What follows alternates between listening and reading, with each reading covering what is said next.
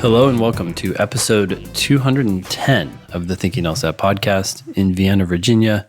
This is Ben Olson. With me is Nathan Fox in Los Angeles. Negative. How's it going? Good. Negative. Nope. I am in Lake Tahoe, Nevada. Lake Tahoe, Nevada. Okay, so Lake Tahoe has a California side and a Nevada side, I take it. Lake Tahoe is gigantic, and it is on the border between California and Nevada. And I'm in South Lake Tahoe, which straddles the border. But my buddy lives up on Kingsbury Grade on the Nevada side. So I'm up in the mountains for the week. Cool. Why?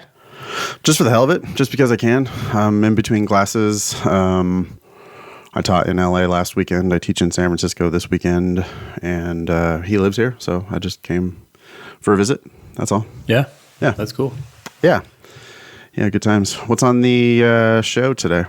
So we got questions about flaw questions and conditional rules. We have a writing sample fiasco from Mike. Another one? Awesome. Yeah, interesting. We have benefits of going to law school in Wisconsin? ? Scholarship better be involved in that. Yeah. LSAC access waiver rights. That's just a quick PSA about personal statements and that box. People are asking me these days about that box that they should check yes or no to waive their rights to see their personal statement.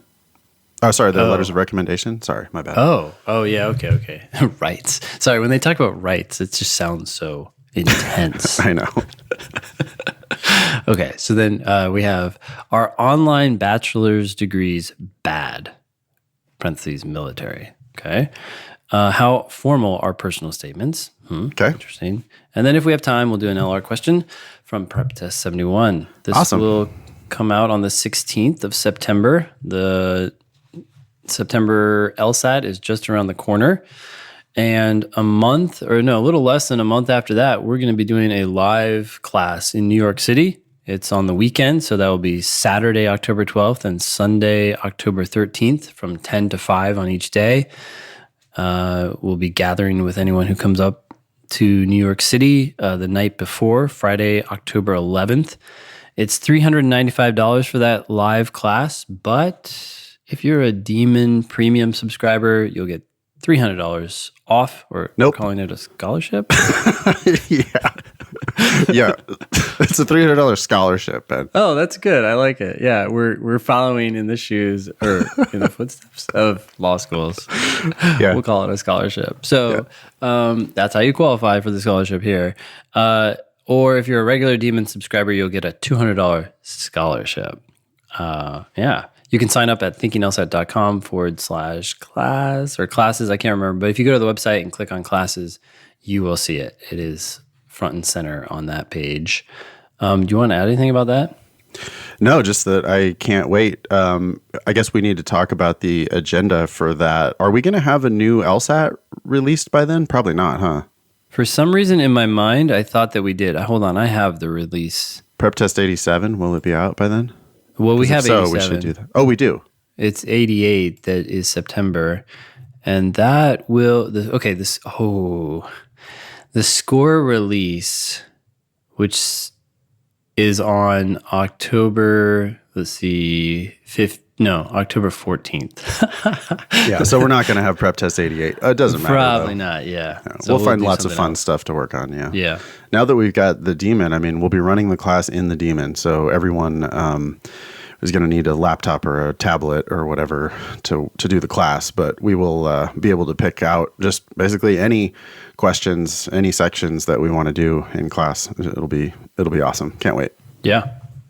Maybe we can pick some of the ones that have been garnering a lot of attention in the Ask button or something. Yeah, it's funny. I'm seeing all of like the various banes of my LSAT teaching existence. Yeah. They're all coming back up through the Ask button. Like, that one with the bees and vision and flowers? Yeah. That like every LSAT teacher is like afraid of that question, basically. Sure, yeah. Well, it just came back up the other night. So I'm seeing all of those questions these days. But that's good. Oh, yeah, that's good. Well, it's good because it means that I like reconsider whatever explanations we've already done. And, now with like more than a decade of experience under my belt, I can do a lot better job just sort of making it clear to people like, well, here's what they were thinking. Here's why this answer is justified. And here's why these 4 answers aren't. So it's funny because it's like a question that I tried, like struggled with 15 times during my LSAT career, which essentially was my LSAT training. And now when I see those questions, it's like, well, okay, I remember I have PTSD from this question, but here's what they had to be thinking, because here's how it really does make sense. Oh, totally. It's funny you mentioned that question because that is one too where I had PTSD. It's like, gee, this answer does strengthen the conclusion in a minute way, and here's how it helps. But it's also interesting now to see. I think if I'm remembering that question correctly, but if I look at these questions and I'm like, oh yeah, I remember struggling with this 10 years ago in class because it came up or whatever. And it's like you talk through it now and you're like, yeah, it's got to be D for this reason or whatever. Well, now it's like I can't pick those 4 wrong answers. Yeah, like a lot. I just know for sure that they never, like, that can't possibly be the answer, and neither can that, and neither can that, and neither can that. Like, for sure, those can't be right. And then you look at the right answer and you go, oh, well, on the surface, it doesn't seem like a very good strengthener, but it can't be these other 4. And let me think about, I'm going to make a case now for this one. Mm-hmm. And okay, it's circumstantial evidence, but this does add to a case that would tend toward this conclusion that they're trying to prove. And none of these other 4 possibly do anything. So is this the world's greatest strengthener? No. But it's still clearly the answer, because 100%. It's just the other ones can't be the answer. So this one has to be. And it's always about who's the best, not who's right. Yeah. I mean, now let's not get all Gladwell with it, right? Like 99% of the time, the right answer is like clearly answering the question. Mm-hmm. I think the hardest questions do tend to be sometimes strengthening questions, because like a real hard strengthening question, I think, is harder than many other questions, because it's like, well, this doesn't prove the conclusion. It doesn't even come close to proving the conclusion. Yeah. But it's the one thing, it's like the one scrap of evidence that we could add to our brief to try to build some sort of a case. And so, yeah, in that case, it's the best one. But I mean, really, would you agree, right? 95% of the time, there's one clearly correct answer that just does answer the question, and 4 that don't. For sure. Oh, yeah, totally. So when you say, let's not get Gladwellian here, I find it humorous, but what were you thinking of when he said? In his bullshit podcast, yes, which I don't recommend anybody listen to, he was talking about how, well, it's not about picking the right answer. It's not that the right answer is right. It's just that it's best. And that was the advice that he was giving to like everyone about the LSAT. Mm-hmm, mm-hmm. And I'm sorry, but that's not right. That's totally wrong. Like, yes, once in a while, that's the case. But 95% of the time, the right answer just clearly answers the question. As a matter of fact, like over half the time, you can predict the answer before you even look at the answer choices. Mm-hmm. So it's not about picking the best answer. It's about picking the right answer, almost always. Mm. And on the very, very hardest questions, then it might be about like eliminating the wrong ones and picking the one that's like, well, at least this helps somewhat. Mm-hmm. But that's the exception, not the rule. The rule is the right answer makes perfect sense. Yeah. Well, okay. That said, I do find myself saying a lot, okay, but you're picking the best answer here. And I guess by that, I still think it's 100% correct. But I guess what I'm trying to counter is students who are so concerned about how the answer isn't perfect. Yeah. Right. I agree. One answer does have to be right. And so there is somewhat of a process of elimination going on. It can't be those 4. It must be this one. I can make a case for this one for being correct, but I'm worried that this word or that word, like I might be able to try to weasel my way around it if I was trying to get out of it. Mm-hmm. And so that's where like people let the perfect be the enemy of the good, and they don't pick a right answer. But then then they go and pick an answer that's clearly wrong. Yeah. right? They're just like, well, that one I was a little queasy about, so I picked this answer over here that I completely just don't even understand. And that's definitely not the right thought process. So I think we're saying the same thing, Ben. I just don't want people to the last thing I want people to believe is that the test doesn't make sense. Like, the test does make sense. It totally makes sense.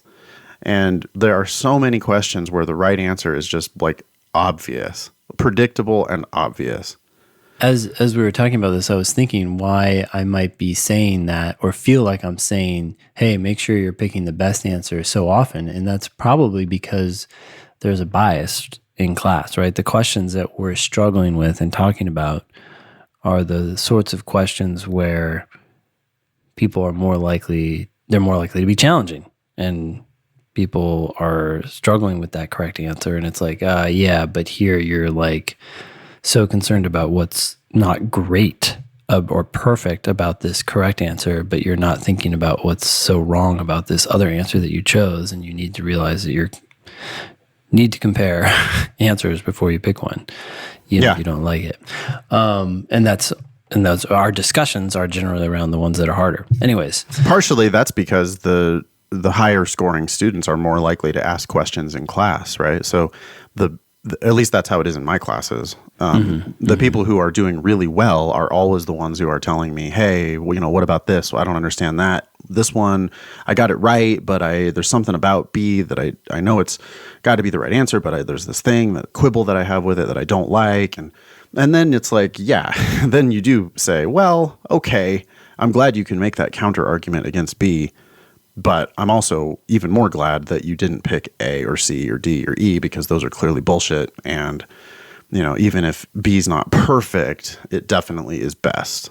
I think we're saying the same thing a lot, Ben. Yeah. But what I want people to understand is that, and this is not what came through in Gladwell's podcast, which you probably haven't listened to yet, which I don't blame you because it's garbage. But I have not.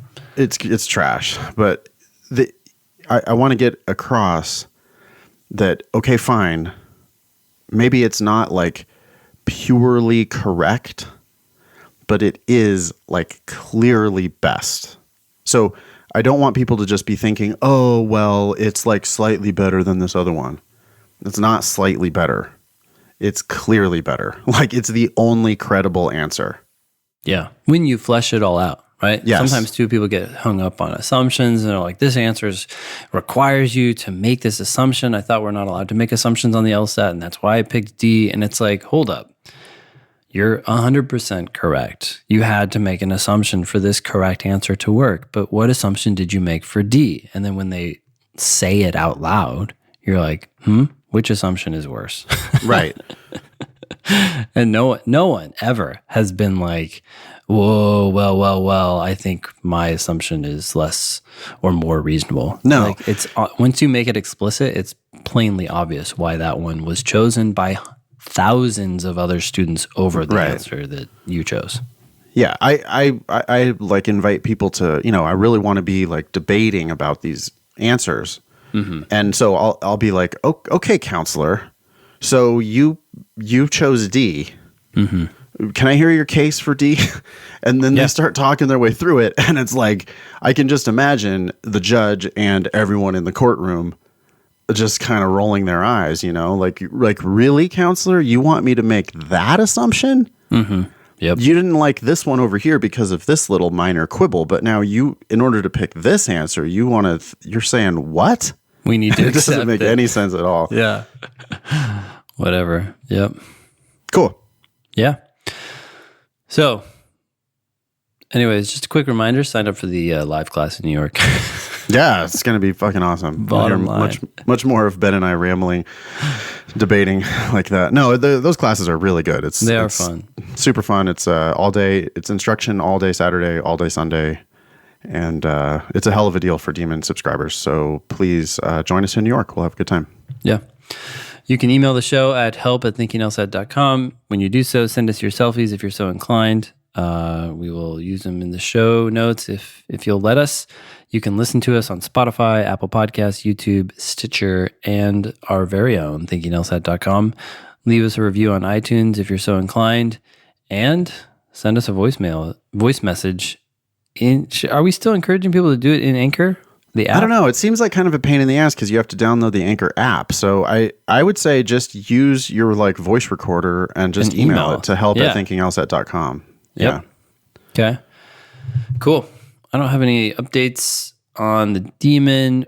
We're just continuing to troubleshoot few issues that people encounter every now and then. We're trying to eradicate those. Cool. Anyways, let's see here. Oh, a call for testimonials. Do you want to talk about that? So my original vision for this was actually not testimonials. It was actually just I want Demon users to help other Demon users use the Demon better. Mm-hmm. Okay. And so what I really want is just a quick 15 to 30 seconds, a short video.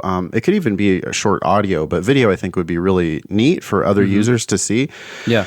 What we want to see is how you use the Demon. So you could record your screen, you could shoot yourself using the Demon. This is obviously a thing for super fans who really want to help us out and help out like the Demon community. But like, what's your favorite feature of the Demon? Like how do you use it? Where do you use it? Oh God, I can't talk today. 15 seconds is better than 30 seconds. Please don't go on and on and on. But like, what's your favorite feature? How do you do it? Because the Demon has tons of features, and what we're learning is that Demon subscribers don't even know all of the features that the Demon has.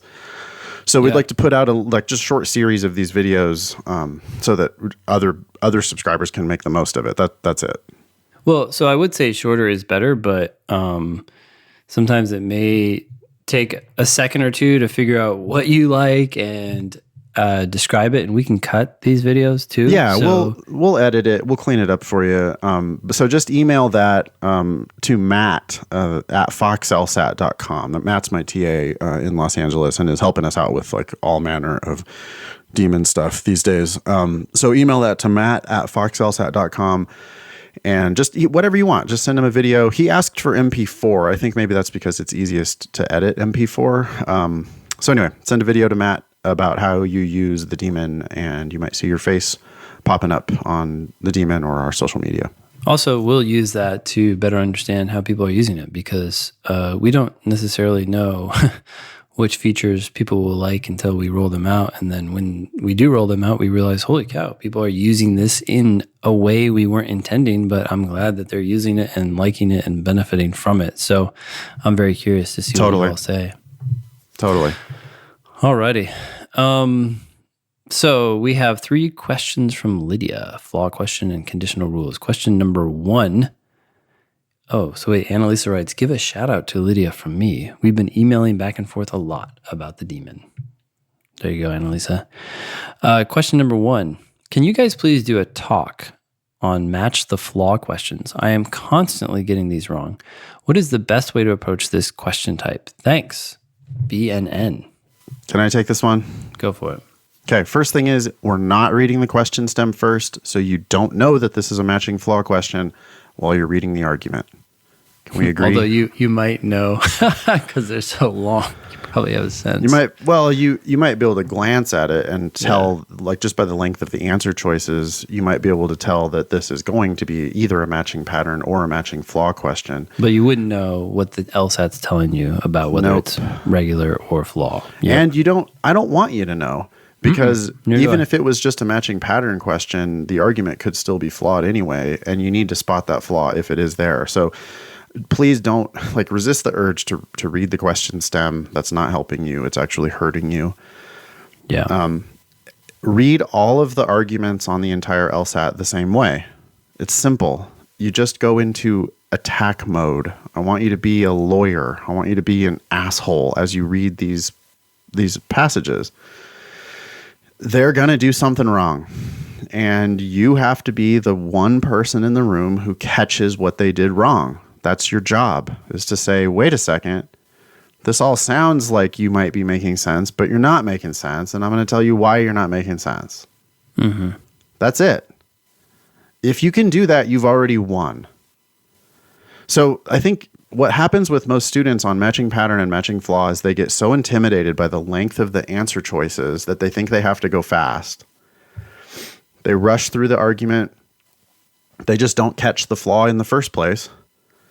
They read the question stem and it says, which one of the following exhibits flawed reasoning most similar to that in the argument above?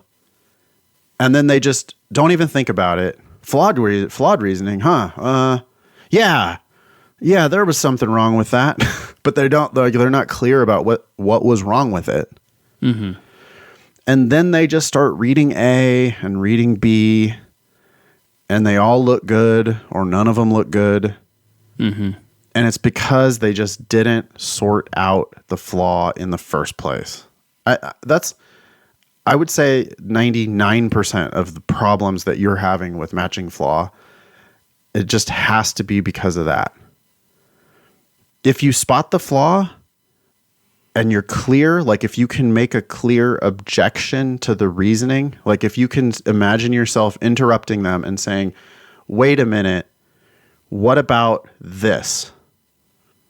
You're assuming this, or that doesn't mean the same thing, or you confused sufficient for necessary, or you confused correlation for causation. If you can make any of those objections, then it's a piece of cake, because now you just go through the 5 answer choices looking to be able to make that same objection. So I consider, like, when I think about matching flaw, I'm really thinking about matching objection. If I can make the same objection to D as I was able to make to the argument in the first place, that's almost guaranteed to be the answer. That's interesting. One thing I've noticed about matching flaw versus matching reasoning, or parallel flaw versus parallel reasoning, is that in parallel flaw questions, I often feel like the structure of the argument is even less parallel than it would be in a parallel flaw question or a parallel reasoning question. Right. So you're going through the answer choices in a parallel flaw question, and the correct answer, the answer you end up choosing, has the same flaw, but there are a lot of other things that are different about that argument that would normally throw people off. Like, it may have only one premise and one conclusion, whereas the original has like 3 premises and one conclusion. And people are like, how can this be parallel? And it's like, yeah, but it has the same flaw. Yeah, and it's like very frequently it's so much easier than students make it out to be, because listen, the given argument confused sufficient and necessary. Mm-hmm. Mm-hmm. That's like the granddaddy of all flaws on the LSAT, is confusing sufficient for necessary. When they do that, that's the answer. Yeah. And then when you go down into the answer choices, the structure of the argument can be wildly different, but the one right answer will confuse, at some point in their argument, they will confuse sufficient for necessary. In the same way. Yeah. And because they told you to match the flaw, I mean, they didn't tell you to match like the entire argument. Mm-hmm. They told you to match the flaw. If the flaw was confusing sufficient for necessary, then the answer is confusing sufficient for necessary. It's like simple. It's like really easy. But that's why people have to get in. They have to get that flaw first. If you don't catch the flaw, you have no chance. So let's say you're reading the argument and you conclude that the argument's not bad, that it's not flawed, that it seems to make sense. And then you read the question stem and it says matching flaw. Well, if it says matching flaw, yeah, what would you do at that point? Better reread the argument. Mm-hmm. Because like you got no clue. Like if you're just like, well, yeah, I don't know, it just kind of seems like bullshit. Okay, well, let's get a little more specific about that. You're not going to stand up in court and just say, this is bullshit, Your Honor. I mean, you're going to have something to back that up. So what did they do wrong? Why don't you buy it? Yeah. What's the evidence? What's the conclusion? Tell me why the evidence does not justify this conclusion. That's the game. I mean, that's the game on 75, 80, 90% of all of the LSAT logical reasoning questions. Yeah. And 100% of the matching flaw questions.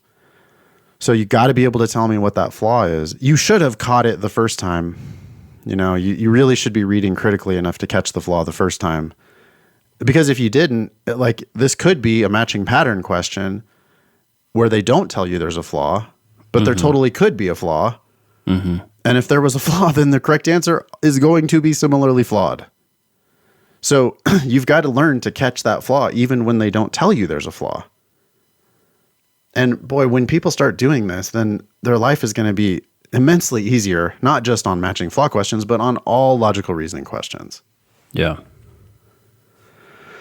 Anything else about that question Well, type? yeah. So I want to talk about this a little bit more. So I think that I just came up with this, by the way, but Yeah. I think there are 3 stages of flaw awareness maturity. Wow. Okay. Wow. 3 this is great. stages of flaw awareness. So I think the first one is you read an argument and you're like, okay, that makes sense to me. And then let's say it's a matching flaw question. So it says, which one of the following is most, parallel in the flawed reasoning above, blah, blah, blah, whatever. And you're like, oh, okay, it's flawed. So then you go back and you look at the argument and you say, oh yeah, okay, yeah, these premises really don't add up to this conclusion. They don't support the conclusion. So now you've gone up a stage, right? The first stage was there was a flaw, but you were completely unaware of it. You thought the argument was okay. Then you have this next stage, you're like, yeah, I don't think these premises prove this conclusion. And I get this stage, I think, the most often. People are like, yeah, this sucks. And they even maybe know the premise. They're like, this premise is just not enough to prove this conclusion. And it's like, okay, but why is that not enough? And that's where they kind of stop. Is they're like, it just doesn't seem like it's good enough. And it's like, okay, so what would your objection be? If you were talking to this person, what would you say back to them? You'd say, yeah, but what? Right now you're just saying, yeah, I don't like what you're saying. But I want you to say, yeah, but how do we know all those animals are going to eat the food? Or how do we know that if something's in your self-interest, you're going to do it? Like you need to have an explicit objection, right? And so stage 3 is where you can actually sit there and start countering back to the author what you think is wrong with their reasoning. And maybe even now that I'm talking about stage 4 would be able to describe that in abstract terms. But stage 3 is just you're starting to rebut it, right? You're saying, well, hey, what about this problem or that problem? And then stage 4 is actually describing, like saying, oh, you're in the abstract terms, have a name for it, a label for that flaw. Yeah, you're going from part to whole or whatever, right? That's like a higher level. Wait, so I got stage 3 and stage 4. What's stage 1 and 2 again? Okay, so stage 1 is there's a flaw, but you just don't see it at all. The shoulder. Wait, so stage 1 is nothing. Stage 1 is you're clueless, right? You're like, yeah, that sounds good to me. Or when people that's say stage things 0. like, yeah, stage 0. Well, sometimes people are like, well, don't I have to accept the conclusion is true? And then that's just what? No one's ever said that to you? Maybe, yeah, I don't know. So sometimes I get people who are like, but don't I have to accept what they're telling me or something like that, right? I think my first logical reasoning lesson, I mean, before I even let the class do a logical reasoning question, the very first thing I say is like, listen, you have to expect these to be bullshit. The game is they're going to give you evidence and they're going to give you a conclusion, and the conclusion is presumed to be bullshit unless the premises actually prove their conclusion. Yeah, no, I try to tell people that. Yeah, I'm sure you do. LR question or lesson, I think. I need to do a better job. But there's definitely been times where people have said to me like, "Oh, I thought I just had to like accept what they're telling me," and it's just kind of this vague notion of like everything that is said is kind of like true. Right, like, right. No, there are some things you do have to accept, premises, etc., but not the conclusion or intermediate conclusions. But in any case, so stage 1 is there's a flaw, but you don't think there's a flaw. Stage 2 is you recognize that there's a problem, but you can't rebut it in any way, right? It's like when you ask the class, hey, what do you guys think of this argument? And they're all like, it's bad. And it's like, okay, why is it bad? And then it's just complete silence, right? What would you say to this person if you were in a meeting with them and they made this argument to you? And then when you start getting shoulder shrugs and everybody's like, well, it sucks. It's like, do you really... You're seeing that the premises don't add up. You're seeing that they don't prove the conclusion, but you can't articulate why. Stage 3 is, okay, now you can start rebutting. You can say, yeah, but what if Mike lost his pencil before he got to the metro or something, right? You start coming up with concrete like rebuttals. And that's enough right there. Almost always that's enough. If you can just say, hey, what about this? Mm-hmm. That's good. Yeah. Stage 4 is like when you're an LSAT teacher. That's right. And what happens a lot, I think, in flaw questions, because flaw questions essentially are like testing you in stage 4. They're saying, okay, we're going to describe the flaw, right, in abstract terms. Yeah. But what you're doing is if you can get yourself to stage 3, then when you read the answer choice, you're like, yes, this is describing what I was trying to say concretely. Perfect. Yeah. So anyways, let's say that you read an argument and it doesn't seem flawed. And it turns out that let's assume for the sake of argument that it's not flawed, that it is a good argument, and it's a parallel reasoning question. Okay. What do you do to prepare for the answer choices there? Wait, so parallel reasoning, but it's not flawed? I know that the argument's good? Yes. Well, if I know that the argument is good, I mean, like that clicks for me because I'm expecting the argument to be bullshit. Totally. So when I get done with the argument, if they've actually proven their conclusion, I know that they've proven their conclusion. Like if I can't object, that means it's a good argument. Yep. Right. So and it's not just like, I mean, very frequently I'm like, I get down to the end of it and I'm like, well, there's a lot of gaps here. Like you know, like it stands to reason, but there's a hole here and a hole here and a hole here and a hole here. Like it's not outright flawed, but there's like just a bunch of missing pieces. Okay. But I think you're talking about like, what if they've actually proven their conclusion? Yeah. Let's say, I'm actually talking about 2 situations. One where they've actually proven it, which I think is easier. And then the other one where it's very close. I might have a quibble, like you're saying, with one premise or an assumption. I'm like, well, it's assuming that, killing people is bad or something like that. And it's like, they never said that, but I'll go ahead and grant them for the sake of this test because it seems like not crazy. Sure. But maybe, I would expect the correct answer to maybe make that same assumption as well. But in that case, what are you doing to prepare for the answer choices? In the case where it's not fully proven? Almost 100% proven, but not entirely. So it's not as much of like an obvious flaw. It's a reasonable or perfect argument. Yeah. Well, I mean, one thing that I do a lot is I predict the type of answer that might be correct. Like I'll just try to make a quick parallel argument in my head.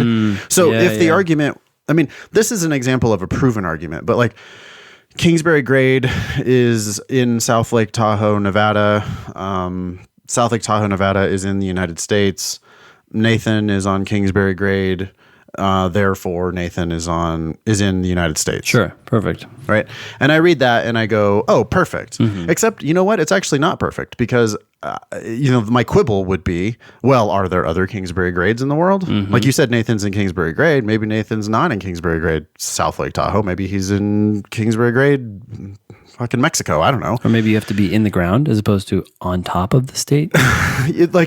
So that's where it's like, oh, that sounds pretty good as long as Nathan's at the right Kingsbury grade. Okay. So if that was the argument, I would go down into the answer choices looking for, okay, well, something that feels basically correct as long as we assume that, Kingsbury grade is this actual Kingsbury grade, not some other one. Yeah. Something like that. And it's loose, it's not like it's perfectly formulated. It's just like, I would know, okay, that was a basically good argument. It used conditional reasoning. I think it's sound. My one objection might be, is this the right Kingsbury grade? And then I read the answer choices looking for basically that. Something that's, uses conditional reasoning, looks like it's basically proven. Maybe you could object with one like, well, hey, let's just check to make sure that this is the right road. I don't know. Is that what you were looking for? Oh, no, I was just curious. Oh, okay. One thing that I find myself doing in some of these is, and it happens as I'm evaluating the argument, but I think it's a step that I like to tell people about because they may not be making an effort to do it. But I will read the argument and I'll decide whether I think it's valid or invalid. And then if it's a parallel reasoning or parallel flaw question, I will take a half second and think about the underlying structure. So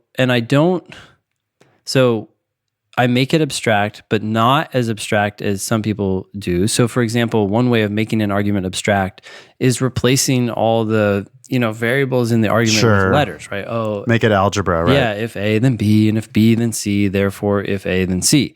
You can do that, but I find that kind of hard to follow intuitively. So what I find myself doing is saying things like, oh, okay, like stepping back from this argument, this guy is basically saying, if you do this one thing, this other thing is going to happen, but that other thing can't happen, so the first thing can't happen.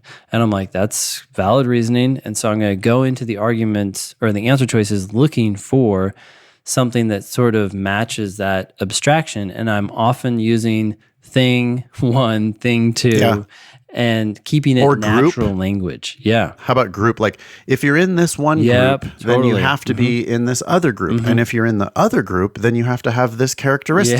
Yeah, exactly. John's in the first group, therefore John must have this characteristic. Yep. Oh yeah, that makes sense because if he's in the first group, he has to be in the second group, and then he has to have the characteristic. Yeah. Right. So you just sort of, you're right. You're like abstracting it away from the topic, right? Yes. So now you're not talking about like biology class as the first group, now you're talking about just a group broadly. Yeah. Yeah, I like that.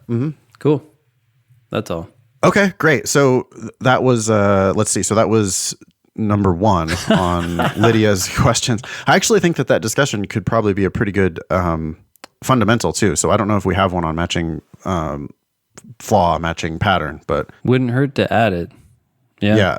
Okay, number 2. This says regarding episode 178. Yes, Ben, exactly like The Office! ! Okay, I don't know. Let's see what we were talking about then. Can we please start some kind of financial contribution thing? And if the goal is met, you get the tattoo. Whoa. Do you have a tattoo, Nathan? I do not. What do you think about getting one? Well, I always joke in class about getting like an LSAT tattoo. Certain phrases that I say all the time. I talk about how like I want to get this tattooed on my body in case I ever forget, like a memento. But I don't remember what we were talking about with The Office and contribution. Well, there was an Office episode where was it the guy who was the boss in later seasons? He got like. He was trying to get them to meet some goal, and they met the goal, and then he went and got a tattoo. Oh, Yeah. Well, this is intriguing because I'm kind of on the fence with a tattoo, but it's not like a definite yes. So I wonder what the amount would have to be. Well, if you're going to get one, you got to get a good one. Yeah. It's so that's a provisional yes from Ben Olson. We have to figure out which tattoo to get him. And then, we can definitely do a little bit of a, GoFundMe for Ben's, for Ben's tattoo. That's right. Pain and recovery. All right. Number 3. I have a question about LG rules, logic game rules, like the one I wrote below. Okay. If A, so this is the rule that Lydia wrote.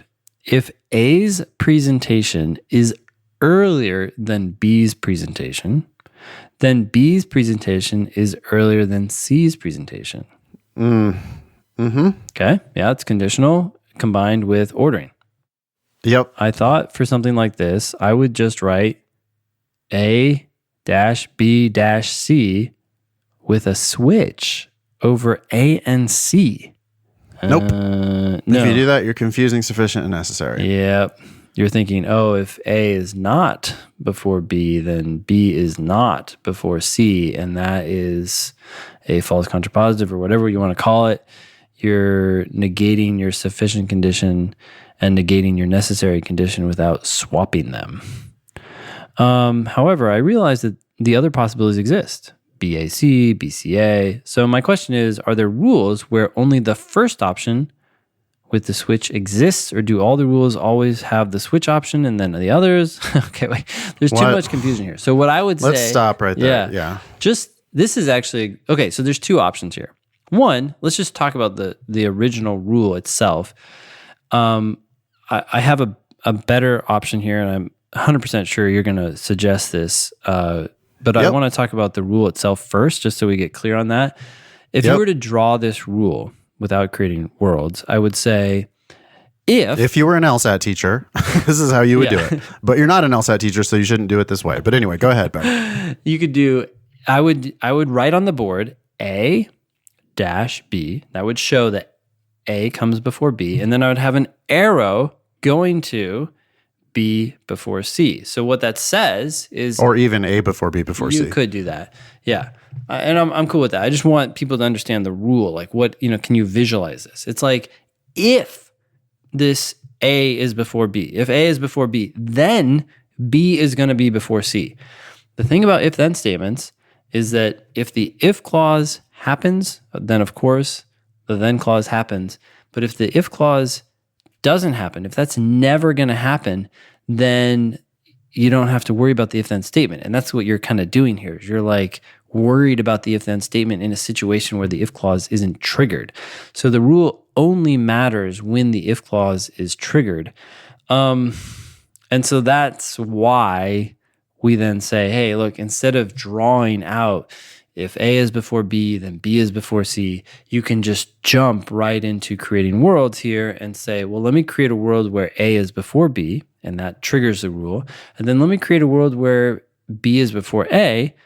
I know the rule will never get triggered, so it's as good as dead. It can just not exist in that world. And those are your two scenarios, and that's it. Yeah, and that's the first thing that I would always do these days when I see if a game, especially if a game has just one conditional rule. Yep. It's almost just too obvious to just start with that. So you start with the trigger. We can also call that the sufficient condition. Or the if trigger, clause. Mm-hmm. Yeah, the if clause, the trigger on the rule, which here is if A is before B. And you start with that trigger and you just say, okay, so the trigger is going to get pulled in one world and the trigger's not pulled in the other world. And you just start with that. So like at the very top of the page, you write A before B on one side of a line, and on the other side of the line, you write B before A. And so now you have two worlds, a world where A is before B and a world where B is before A. In the world where A is before B, then the rule gets triggered. And so now you have A before B before C in that world. Mm-hmm. In the other world where B is before A, then the trigger on the rule doesn't get pulled. And if the if clause is not met, if the trigger is not pulled, then that rule doesn't matter at all. And so now all you have is just two worlds. You've got a before B before C world, and you've got a B before A world, and you're done. And you don't have to think about that conditional ever again. It's just gone. It just drops out of existence. Yep. Because in the first world, it's been applied. And in the second world, it's never going to apply. Correct. Yeah. And it ends up being a much more intuitive, I think, way, because I mean, I was just the other day walking around my classroom. There was a conditional rule in a game, and I'm looking over everybody's shoulder, and I see everybody's got a conditional rule. They've written down the conditional arrow, and then most of them did the contrapositive, but then half of them fuck up the contrapositive. And then another half, another like 3/4 of the class in total is going to fuck it up because they don't know how to really handle it. Like they've got sort of these like, well, this is what I'm supposed to do. I'm supposed to write down the conditional rule and I'm supposed to write the contrapositive, but then they don't know how to interpret it. Like they don't know what it means. It's like, well, this is an LSAT dogma thing that I learned I was supposed to do in a book or class or whatever. And I'm walking around going like, guys, I would never even do that anymore. That's how I learned too 12 years ago. But now I feel like I know better. That here's an easier way to deal with it. Just bake it in. Just make two worlds and bake that rule in so that you never have to process it again. Yep. By the way, I ended up writing less on my page than you did. A lot less. You've got the rule and the contrapositive of the rule. Okay, now what are you going to do? Now you're going to make worlds? Yep. All right, well, why didn't you just start with the worlds? Because you could just deal with it so much easier. Yeah. This is interesting. She goes on to say, when I watch the 7 Sage videos, I never see him draw the other options. So in studying, I never realized the other option until now. That's so strange. Like she must be confused. I don't know what he did, but anyways. I don't think he's fucking it up. She just doesn't understand. Yeah. Well, good luck. So Thank you, Lydia. It's really hard to discuss like logic games questions like that on, just via voice like this. It's really hard to talk about it. So we appreciate it, Lydia. I think she probably got something out of that. Just make worlds right away. But like what you have to do when you have a conditional, try to make it clear what I'm doing again. We don't care about the then clause. All we care about is the if clause.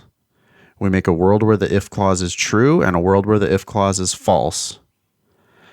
Then we think about the then clause, and the then clause is going to only apply in the world where the if clause was true. Now, just to clarify, so then you just apply it, and then you're done. Yeah, when you say the then clause only applies in the world where the if clause is true, what you're saying is we know that in the world where the if clause is true, the then clause is going to happen. So we make it happen there. And in the other world, it might happen, but we don't care. We're not saying it is going to happen. We're not saying it's not going to happen. And that's where people get mixed up as they start. It's just not a rule thinking anymore. About it, right? They're like, oh, well, so then can B be earlier than C? Or now we're in this other world, so maybe C has to be before B. It's like, nope. There's just no rule. The rule is no rule, gone. Right? Yeah. That's the crazy thing about having people, and we've done it for our whole careers, like teach people about like, okay, here's how we're going to write a conditional rule. Here's how we're going to write the contrapositive of the rule. Yeah. The irony is that when they write the rule and the contrapositive, then as soon as they start making worlds, they think that they confuse sufficient for necessary because they wrote down the rule and the contrapositive. Mm-hmm. They never would have made that mistake in the first place if they wouldn't have learned all this stuff about the contrapositive. Yeah. So it's like what I'm doing is I'm inviting you to not even think about the contrapositive. Yeah. Just make a world where the if is true and a world where the if is false. In the world where the if is true, the then is also true. And in the world where the if is false, I don't give a shit. Like it doesn't matter what happens over there because there's no rule. Yep. So it could be true, it could be false. We don't care. Yeah. All right. Moving on. Yeah. Writing sample fiasco from Mike. So the email subject is LSAT writing sample. Email. I thought you might appreciate this mess I had to explain to a school I applied to on September 1st. And I wonder if anyone else had this issue. I'm not impressed with LSAC right now. When I finished the writing sample, I hunted for an indication that my writing sample was indeed completed. But I couldn't find anything in my LSAC profile. I was uneasy about it, apparently justifiably. This is, by the way, the new modern, take at home LSAT writing sample. That's right. They call it LSAT writing. So stupid. The name for it. So LSAT writing, which takes place on your home computer, is basically the old writing sample. LSAC emailed me today to tell me that I have not yet submitted my writing sample. I submitted it in June on the topic of a country singer touring solo or opening for Down Home. Okay. I was in the first wave of using the global proctoring system via PSI secure browser, and I suspect there was some sort of software error. I tried to contact them today, but after being on hold for 30 minutes, it connected, said there was a system error, and hung up. Okay. I sent 2 emails with no response. I tried to rewrite the writing sample this evening, but now the software will not run on my computer, citing a conflict with OS X. I would rewrite the sample tomorrow morning, but LSAC's website says the writing sample software will be down tomorrow. Mike also asked, do you and Ben have advice for mature students?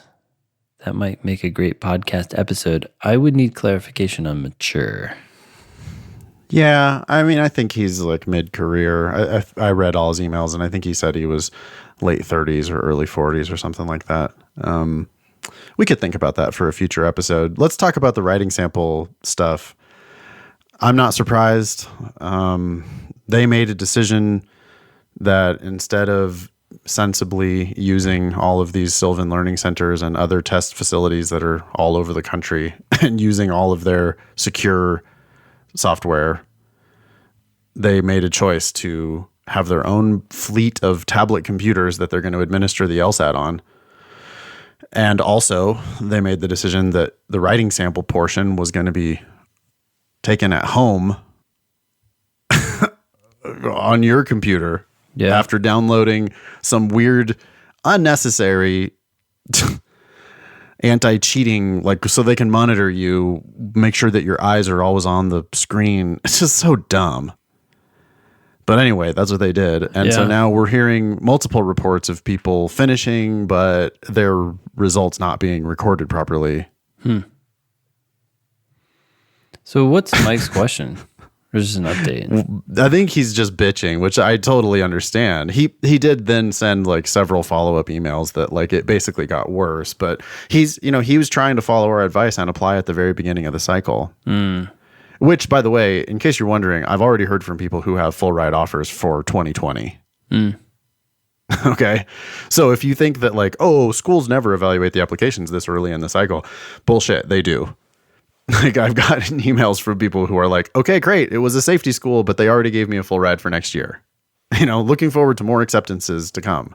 Yeah. And I'm like, yeah, good job. Like you're winning. You already know that you're not paying for law school. Yep. Because you followed our advice and you applied at the very beginning of the cycle. Nice. But don't forget about our advice to apply with your best score, right? So. Well, right. No, I mean, I think that these people probably did. Like, that's why they got a full ride. So what I'm telling, if you're hearing this now, in the middle of September, it's not too late to apply for 2020. Don't get me wrong. Even if you're going to take the September LSAT and apply before Halloween, that's still fine.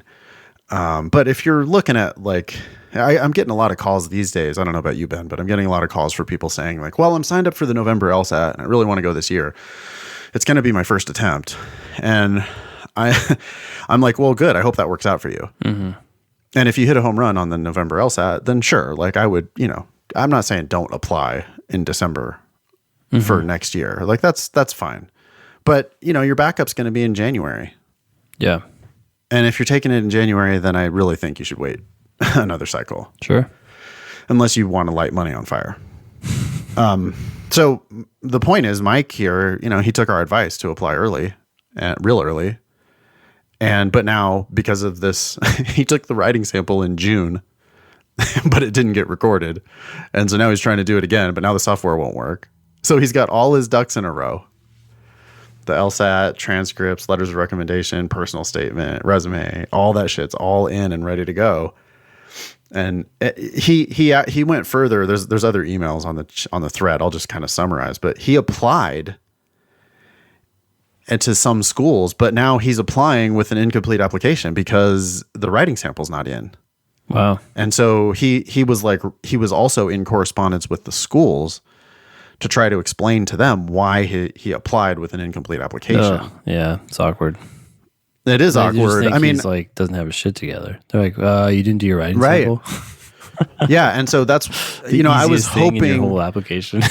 Well, he responded. I know, but and that's what I'm sure what he was thinking. Yeah, he responded very professionally, which was he emailed them right away and said, hey, I'm really sorry about this. I did my writing sample back in June, but it seems like the new LSAT software, whatever, glitched out and didn't record my result. I've been trying to retake it, but now their system is down. Mm-hmm. And so I just wanted to update you that I will have this writing sample completed as soon as possible. Yeah. And that looks pretty professional. And who knows, maybe that might end up making him look good in their eyes because he's following up, right? And he's clearly interested and all that. Yeah. I don't know. Anyway. Good luck, Mike. Yeah. And good luck, LSAC, on your software development. We, too, know that software is not easy. Mm-hmm. Yeah. So, hopefully they get it sorted out because, boy, that's... this is the time where everybody's trying to get, everybody's scrambling to get their shit in. And that sucks if now like your application is going to be held up by literally the least important element of your application. Yeah. And you can't do anything to remedy it without the help of others. Yeah. You're just stuck waiting for them to make their shit work. That's frustrating. Next one? Yeah. Okay. The subject here says UW Madison / Marquette perks. That's the subject of the email. We're talking about University of Wisconsin, Madison and Marquette. Oh, sorry. UW Madison and then Marquette, which is, I guess, a private school, right? Hey guys, I know passing the bar is a major consideration for whether or not one thinks he/she should go to law school. Wait, what? That's not a great sentence. But yes, bar passage is important. Okay. Wait, I don't agree with that. What does he mean? Like, we've talked about bar passage rates on the show to talk about how some schools are, I don't know. I don't even, like, if you're the kind of candidate that is in the middle of the pack here, you should look to your fellow candidates to figure out your chances of passing the bar. But if you're above the pack, then those bar numbers aren't going to apply to you. If you're below the pack, then maybe you're going to do worse. Correct. Yeah. I'm not sure. That's not Bennett's question anyway. So let's go ahead and get to it. Okay. Bar passage rate bar passage rate. Sorry. Your chances of passing the bar matter a lot. And in certain states, like California, the bar is extremely difficult. If you know you want to live in California for your entire life, you need to be realistic about your chances of passing the California bar if you want to practice law in California. Okay. Other states have an easier bar, and I'm pretty sure Wisconsin's one of them, because listen to this. Well, I'm from the state of Wisconsin, and graduates from UW-Madison or Marquette offers unique perks. Another bad sentence. Bennett, your first two sentences of this email are broken. Anyway, yes, unique. Graduating from either of those law schools allows you to bypass the bar exam completely to be a practicing lawyer in Wisconsin. If you happen to check out Madison's 509 report, you will see that they are very generous with stipends as well. I guess the trade-off is the shit weather, but you get used to it. Best, Bennett, and then in a whisper voice, I love you. Bennett's a big fan. Thanks, Bennett. That's interesting. I've never thought about that before. Go to UW-Madison or go to Marquette, and you automatically, if you graduate from those schools, you automatically pass the Wisconsin bar. What do you think? Yeah, that's a bonus. Takes out one more piece of risk that could derail your investment. It looks like 81% of those who attend get a grant. Half to full is 41%. More than full is 11%.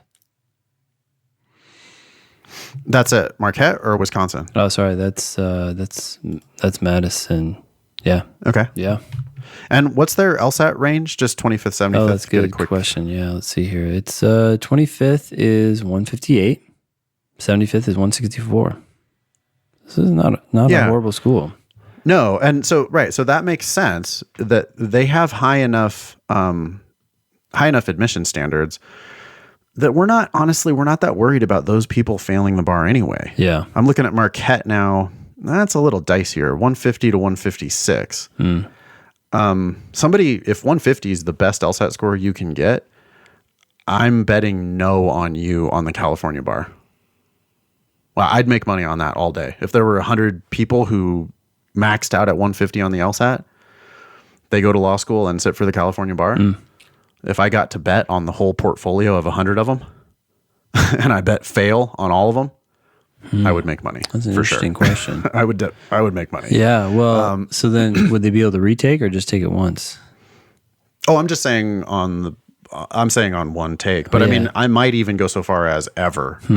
Because like really, if 150 is your best LSAT score, oh boy, the bar passage in California is difficult. Sure. I mean, I'm much less worried if you can get to 160. Yeah. But if 150 is really truly your max, I'm worried about your vocabulary, your writing ability, reading ability. I'm not. Hey, the bar passage for all of California is only like 60%. And that counts all the people who got 160 and 170 and 180 on the LSAT. Right. So and not many of the 140s even go to law school. Yep. So like who fails the bar? Yeah, exactly. People who scored 150 on the LSAT. Anyway, Marquette, it's not as good of a school, but it's good enough for Wisconsin. I like Wisconsin. Yeah. I think the numbers are good enough, and wow, it sounds like they're giving out a lot of money. Well, Marquette probably is too. Let me look at that really quick since I've got it up. 73% of the school receiving grants. 21 of those are half to full. Only one of those is full, no more than full. So that's weird. Marquette, let me see what they charge. Yeah, they do charge a lot too. So it's $46,000 a year. Not nearly as good of a school. It's in Wisconsin. It's in Milwaukee instead of in Madison. Wow, that's interesting. So they're charging, you said 40 or 46? 46 a year. Oh. And they're not giving very many. They're giving a fifth of the class is getting a half to full tuition scholarship. A fifth? Mm-hmm. Yeah, this is 41% here at Madison. Madison's a hands down winner. So Madison's a better school and gives better scholarships. And cheaper. It's $42,000 a year for non-residents and $23,000 a year for residents. Yeah. And harder to get into. I mean, the reason why they are able to offer those scholarships, or the reason why they're a better school is because they offer those scholarships. They're able to purchase higher performing students. Mm-hmm. Anyway, both of those schools are going to allow you to practice law in Wisconsin without ever taking the bar. My guess is that the Wisconsin bar is probably just not that hard anyway. Yeah, I don't know. Probably. I'm going to look it up. Passage rate. Oh, sorry. This is about repeat exam. The repeat pass rate is 31%. Yeah. That's not good. Although it's not surprising. It's going to drop for the people who have to retake it. Yep. Second attempt, third attempt, fourth attempt. It just keeps declining because the only people who take it 4 times are the people who failed it 3 times. Wisconsin, first time bar passage rate, almost 70%. Still not a cakewalk, but better than California's 44%. Yeah. So we do talk about bar passage rate a lot. I am heavily influenced by California's very low bar passage rate. I just work with hundreds of students in California, so I'm worried about people failing in California. Yeah. I'm less worried that you're going to fail in Wisconsin. But anyway, in response to Bennett's question, go to Madison, take a scholarship. Yeah. Sweet. Cool. If you do want to live in Wisconsin. Yeah. If you don't want to live in Wisconsin, if you want to move to California, you need to start looking at the California bar passage rate. And your Wisconsin bar is going to do nothing for you. LSAC access waiver rights.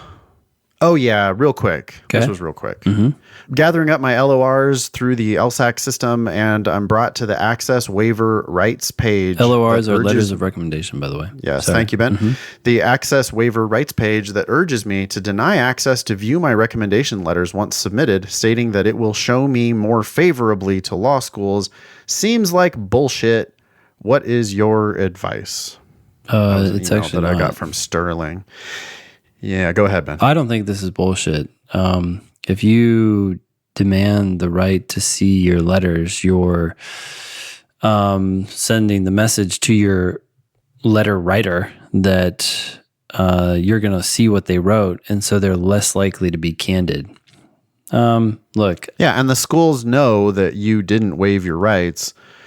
And so what I said to Sterling was, well, the thing is, it's going to make it look like you have some like blackmail photos or something like that on your recommenders. And then your recommenders have no choice but to write nice things about you because you didn't waive your rights to those letters. Yeah. Or they're just like, they're concerned about how you will view them. Everybody wants to come off as nice. And so they're going to write their letter and they're going to be like, oh, you're going to see what I have to say. A lot of people who write letters of recommendation for you will send you the letter after they write it. Sure. They're not writing it for the school. They're writing it for you. And they want to see look, this is what I did for you. But when you say, oh, I need the right to see that letter after it's been submitted, it just screams like insecurity and a whole bunch of other problems. Yeah, just don't do. Just check the box that says, yes, I waive. It makes the letter much more powerful because now people are free to really be honest about you. Mm-hmm. And also, if you're worried about that, then that means you're not asking the right person. And if you can't get 2 people that you've worked with, professors or bosses, if you can't find two people in your life that like where you would feel comfortable checking the box, then what are you like? I don't know. Like, this is the purpose of these letters of recommendation. It's like a check to make sure you're not insane. Yeah. The other weird thing is too, what would you do? You read it after it's after it's in the LSAC system, but before it gets submitted to law schools, I guess. And so then you could like sue people. I guess, yeah. Who knows? Like, it seems like you could basically try to sue for anything, right? If you've got deep pockets and you can. I guess that's what this is about, right? People have been like upset that they didn't get accepted, and they're like, "Hey, what did my reviewer say?" And they go look at the letter, and the letter is like just neutral, tepid in one spot or something, or it's like it says that I was one of the best students they ever had. I was the best student they ever had. Get all pissed off. Yes, waive your rights. That's all we have to say. Check that box. Yes, waive the rights. All right, you want this next one? Sure. Are online bachelor's degrees bad? Military. I don't really know a lot about them. Hello, Thinking LSAT team. I am active duty military and pursuing my bachelor's degree 100% online. Would my online degree negatively affect my chances of getting into law school?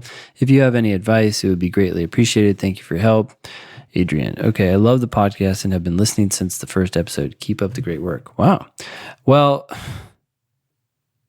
I think it's going to depend to some degree on the online program. A lot of schools these days have online programs, and the underlying school, the school that's backing the online program, is legit. And for that reason, I would suspect that the online program would be perceived as legit. Some online programs, though, are notorious for being for-profit or whatever. So I think it really depends on where you're going to school. I think, but yes, and if you show up with a strong LSAT score, they're going to be fully willing to believe your online bachelor's. Assuming you have good grades there too. Yeah. Right? Yeah. Obviously do well. You don't want to do poorly at a poor institution. No. you just don't want to do poorly, period. I mean, we've talked about this before. Like, if you've got a 2.2 GPA, just don't go to law school. Almost guaranteed. Just don't. How many listeners did we just lose? They're like, oh, I don't know. goodbye. If they have a 2.2, like the odds are they're not enough of like a rule follower to do well in law school. Like, really, you got a 2.2 undergrad, but you think you're going to do better in law school? Yeah. Where the competition is much tougher? Yeah. I don't know. I mean, now, okay, yes, don't fucking send hate mail. Like, we know that 10 years ago you partied all the time and you're a completely different person now. And yeah. Okay, we get all that. But still, they are going to take that 2.2 into account when they evaluate your application. And they're going to base your scholarship offer partially on that. And we keep saying don't pay for law school. And when you have a 2.2, it's real hard not to pay for law school. Mm-hmm.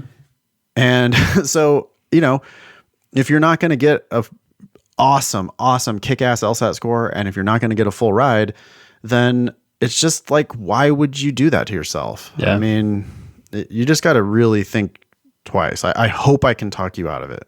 If I can't, I'm glad I tried, and more power to you. That's awesome. Mm-hmm. But like, anyway, back to Adrian. Adrian, hopefully, you have good grades, at least solid grades. And then when you show up with a 165 or whatever, they're going to be like, of course, they don't give a shit. Why would they give a shit? Mm-hmm. Like, when they report you out on the 509, it doesn't have the name of your school. It's just your grades. Yeah. And everything's moving online these days anyway. Like, law schools are going to have to adapt to that not everybody's going to go live on campus somewhere and spend all this fucking crazy money. People are more and more going to start doing degrees online. Yeah. Just make sure you get really good grades and then get a great LSAT score. And they're going to be like, fly by night online university. Never heard of them, but 4.0 and 165. Oh, the other thing that Adrian has going for him or her is that they're active duty military. Yep. And law schools love military folks. I love military folks. Like, when I have military folks in my classes, that's badass. They're like the best. because they have work ethic. And like they just know that in the military, you might have been able to get away with some shit, but there's a lot of shit you were not able to get away with. Like you had to work. Yeah. And my LSAT students have consistently demonstrated that they have the work ethic to grind it out on the LSAT as long as it takes and get a really great score. And boy, if you do that, I don't think your online degree is going to hold you back at all. Yeah. I mean, I suppose if all else were equal, but that's, so rarely the case. If there were two military people with the identical LSAT scores and identical GPAs, then I could see, Harvard preferring a not online bachelor's. Yeah. But that's just not going to be the situation, like ever. So I don't think it's going to hurt you at all, Adrian.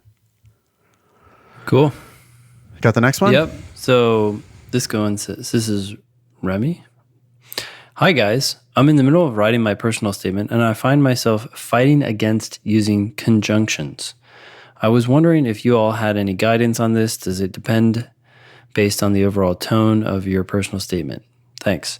I'm always putting conjunctions back in when I'm reviewing these personal statements. People take them out and it sounds so unnatural in some cases. In some cases it doesn't, and in some cases it adds clarity or flow or whatever, but in most cases the conjunction is better.